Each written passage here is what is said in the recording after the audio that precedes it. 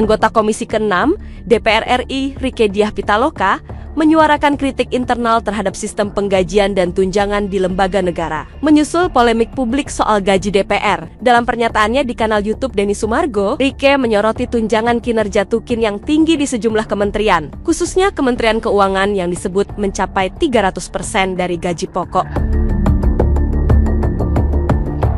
Ia menilai isu ini sebagai momentum untuk melakukan riset Indonesia, yakni evaluasi total terhadap sistem remunerasi pejabat negara di semua tingkatan baik legislatif, eksekutif, maupun pemerintah daerah. Rieke mendorong Presiden Prabowo Subianto untuk mengambil langkah berani dalam menciptakan sistem yang adil, transparan, dan menyeluruh. Tidak bisa jawab ya.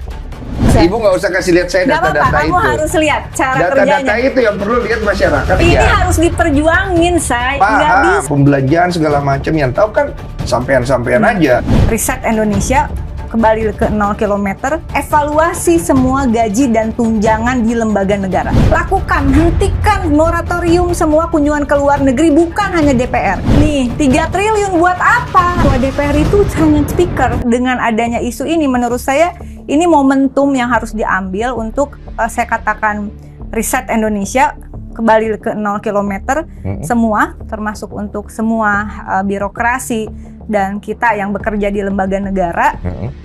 Kalau mau dilakukan, evaluasi semua gaji dan tunjangan di lembaga negara. Mari kita dukung Presiden segera mengeluarkan aturan untuk evaluasi atas semua tunjangan di seluruh lembaga negara, termasuk di pemerintah daerah dan DPRD-nya, gitu. Tunjangan kinerja kementerian, salah satu yang tertinggi adalah Kementerian Keuangan, 300%. 300% tunjangannya. Nah, 300% setahun ya? Sebulan tunjangan. Sebulan? Tunjangan nanti diakumulasi jadi setahun. Bu, berapa sih Bu kalau misalnya? Nih aku bacain ya. Berapa? Iya, bacain deh Bu. Bacain ya, bacain. Penasaran juga Karena kita. menurut saya, kalau mau dilakukan, lakukan semua. Mumpung ini presidennya bisa tegas, lakukan, hentikan moratorium semua kunjungan ke luar negeri, bukan hanya DPR.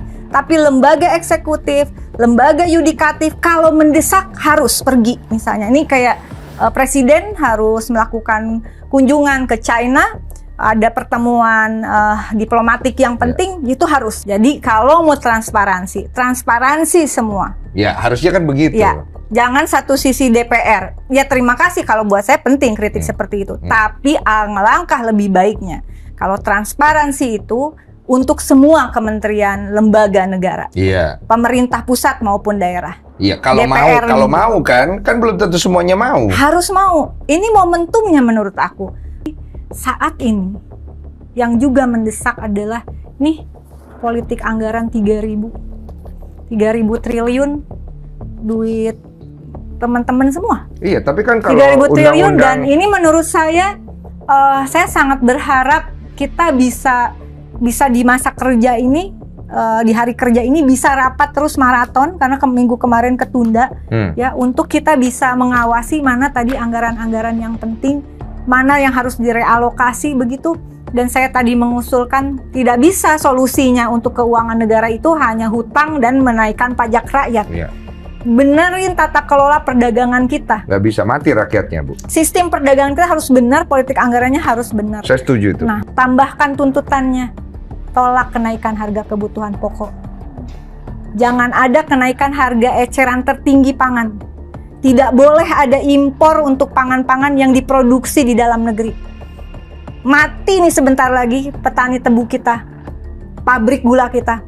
Dan sekarang Presiden sedang bertemu dengan pimpinan-pimpinan negara yang juga penting menurut saya dalam situasi seperti ini. Dalam situasi seperti ini, konsolidasi nasional itu penting, tapi hubungan diplomatik dan bertemu saat ini dengan Rusia, China, dan beberapa negara penting lainnya, menurut saya ini juga langkah tepat bagi Presiden.